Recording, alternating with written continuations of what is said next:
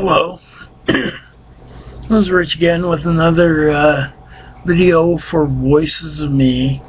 This is good practice for me for my upcoming speech class to be able to speak and relate different thoughts and ideas of things I've seen,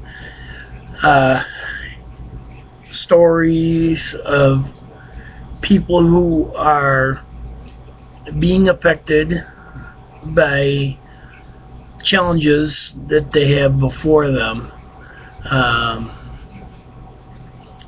Saw a story recently posted by a researcher. I believe he's a PhD with Harvard, where they believe that they now have a way to maybe limit the possibility of CTE developing in people's brains. The story doesn't completely outline it, but apparently when a traumatic brain injury occurs, they treat the person by putting them in a hyperbaric chamber within 12 hours. And I'm not sure if they're doing testing on animals through this, or they've actually done some things with people if the injury was significant enough that they felt that they could do that. But they have seen promising results from this. And having known a friend, I call him a friend, Bob Probert, met him years ago, who passed away, and they did the brain bank in Boston, examined his brain, and he had CTE, which is brain damage caused by blows to the brain over an extended period of time. And the more blows you take, the better the chances you have significant CTE, which you have box of brain, you have memory problems, and possibly Parkinson's could develop. A lot of things that go on in boxers, and different athletes have had this sort of thing going on with them. And the brain bank in Boston, along with several leading universities, are doing a lot of research into brain work and trying to be able to understand how the brain works and how they can possibly develop treatments for people who have injuries that previously may not have been able to be treated. And a related story I found, there are some researchers who now believe that they have found a molecule that is, I guess, flexible, or they can do something to adjust it in such a way in the brain that they may be able to treat other debilitating diseases through this. And the more they learn about genetics and the way the brain operates, the more likely they are going to be able to maybe limit the effects an injury or a disease that overtakes a person's body. This is really early, but it's promising. Myself, I hate to see anyone struggle. I always have. I knew people when I was in school who had problems that they were born with. It's not any. I hate to even say handicapped. I would like to call them people who are challenged, and a lot of times society does not step up and challenge people to be better than what they are, and you get in that mindset that this is the way it'll be, this is the way it'll always be, and you never get to see what your full potential is. Whether it be physically or mentally. And I guess my call is, if you have people in your life that are doing that sort of thing, that it may not even really realize it, because there are so many people in this world just think that that's the way it is, there's nothing I can do about it. Those are, even though they're good people, they're negative people. There's a negative karma to that. You get enough people like that around you, you will never push yourself to go beyond the scope of what you have going on. And the more you limit that kind of thinking in your life, a lot of that stuff becomes subconscious. Your subconscious brain picks up more than your conscious brain does. People may not realize that. So if you're in an environment where people are unhappy with their job and they just think that they can't do anything else, you become a part of that environment, and it grows on you. And the longer you're there, the longer it becomes more difficult to change where you want to go, what you want to do with your life.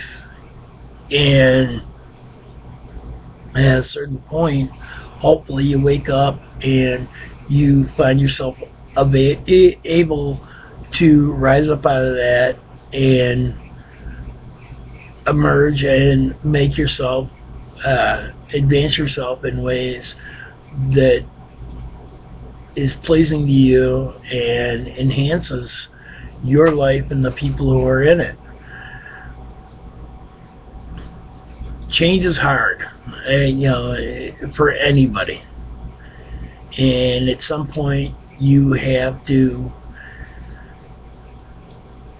look inside yourself and look at what your will and your desires are, and you have to set standards and goals and what you want in your life, who you want in your life. And this is not to bag on somebody who may be going through a difficult time and they just can't pull themselves out of something, no matter how you try. I mean, never stop trying, but at some point you have to distance yourself, because their reality can in a way infect what you're trying to do with your life. And dysfunction is very hard at times to overcome, and we all have it. I have many examples in my life. I suffer from depression. I am a recovering alcoholic. I twice tried to take my own life. I've been homeless more than once, and I lost a parent at a very young age. And there are things that, if you allow them to keep you from thinking that things can be better, that they never will be, and you'll never reach your potential. Everyone has talents within themselves that maybe they never explore. You have to look inside yourself. You have to see who you are, what you love, and if you want something, or maybe there's a person you wish to meet, famous or athlete or celebrity or whatnot, it can happen. Sometimes people in the limelight, trying to meet them can be difficult, but when you want something, an occupation or a hobby, and you want to learn how to do it, or it's something that in your soul you believe that you're driven towards, you have to pursue it. Regret is a very difficult thing, and it's something that can scar your soul. It can make you bitter, and that was one thing. I was let down one time years ago by a gal that I was infatuated with, and she either had no idea how to let me know she didn't want to see me, or she just assumed that I would go away. Well, I'm the type of person, I like people who give answers, and it haunted me for a long time. And finally, years later, I got an answer. It wasn't the answer I wanted. She was trying to spare my feelings, but in doing so, she left questions. And not everyone's like me. Some people, they can live with not having an answer and moving on. It wasn't going to kill me to know I asked and she couldn't give me the answer, and that bothered me. And to me, something's not working, or something bothers you, you let it out. You don't hold it in, because it's going to rub away at the person you are and take away from it, maybe create bitterness or a sadness that is avoidable. And and I know a lot of what I do in these videos is sometimes very reflective, very abstract, and it's, maybe you can't relate to it, and that's fine. But some people need answers, and there's nothing wrong with hurting someone so that they know that they can move on, or letting someone know that maybe they're not cut out for a job, and this is where your talents lie. Maybe you want to look at this. These are other things that could maybe lead more to what you want. And feedback is important for every human being. And when we have people in our lives that do not give us information that could help us, and could maybe shed light on something that we are not aware of going on within us, I think that's a crime. I think that is negligence on a human level. And people who are angry with, as a customer, I can go into stores and I'll be standing behind somebody where somebody's upset about something to me that would be very small. And were I the salesperson that was behind the counter or the employee behind the counter handling the complaint, I would be very understanding, but also I don't have any comprehension for some of the level of anger in people nowadays, returning an item because it's not right or doesn't fit, or why is this, why is that. Something doesn't fit, something is the wrong item, you return and you move on, directing your anger at another human being that essentially is an employee. They're not manufacturing, for the most part, they're not manufacturing the goods unless it is a restaurant.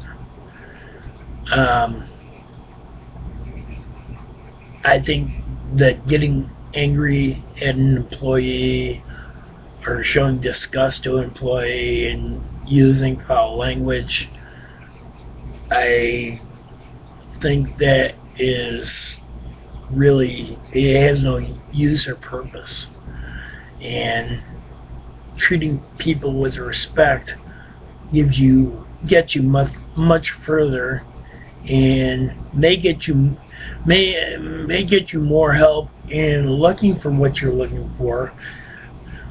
The problem is that most people, even employees, only see what's in front of them instead of going, okay, we sell this, but I know so-and-so sells what you want.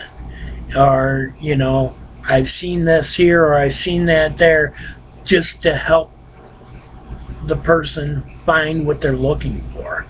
People's communication skills seem to have evaporated in this need now mentality and instant gratification, and it bothers me that courtesy and goodwill to your fellow human being gone out the window.